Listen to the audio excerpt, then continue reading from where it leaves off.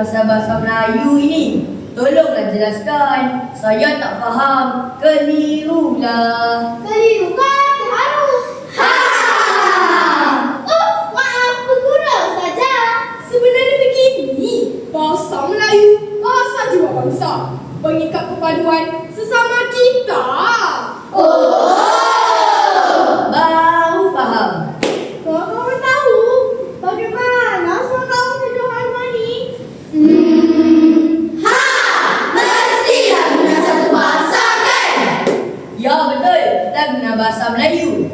Di mana-mana saja bahasa Melayu digunakan dalam tujuan seharian, dalam sehari, di sekolah, pejabat, majlis kerajaan, dan banyak lagi. Pendek kata, semua orang guna bahasa Melayu. Bunga melati di dalam taman, harunya sampai ke hujung desa. Bahasa Melayu, bahasa kebangsaan, penyatu rakyat berbilang bangsa. Di sekolah, kami belajar bersama, bertanya kabar, bergurau mesra. Kalau beza bangsa dan budaya, bahasa Melayu menyatukan jiwa. Contohnya, dalam kerja kumpulan, Awak siapkan ini, saya siapkan itu.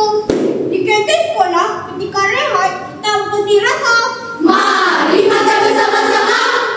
Bahasa Melayu mendekatkan sahabat.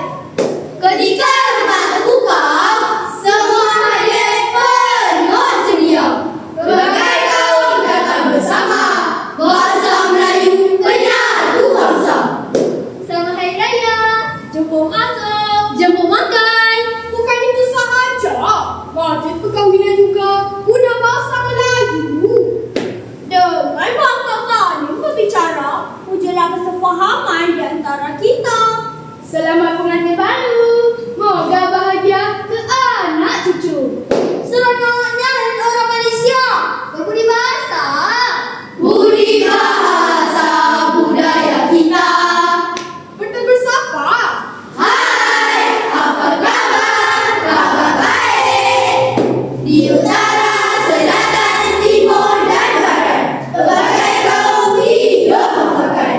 Bahasa Melayu menjadi berikat, menyemai kasih, menyatu rakyat. Hai Cik Cindy, berat tu. Mari saya tolong. Boleh ikatkan plastik sampah ini